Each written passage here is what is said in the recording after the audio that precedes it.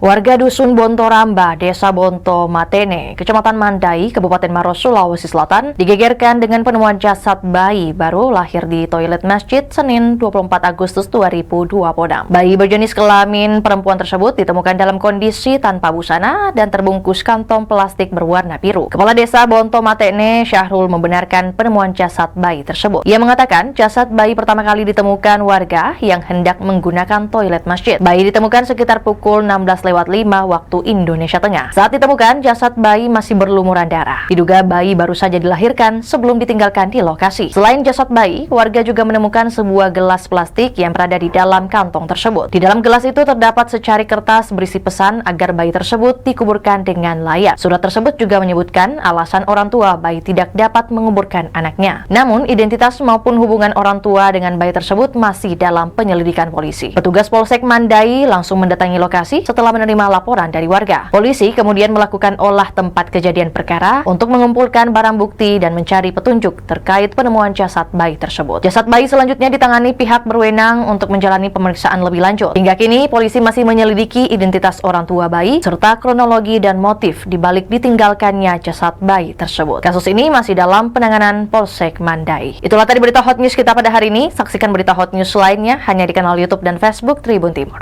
Download Tribun X sekarang, menghadirkan lokal menjadi Indonesia.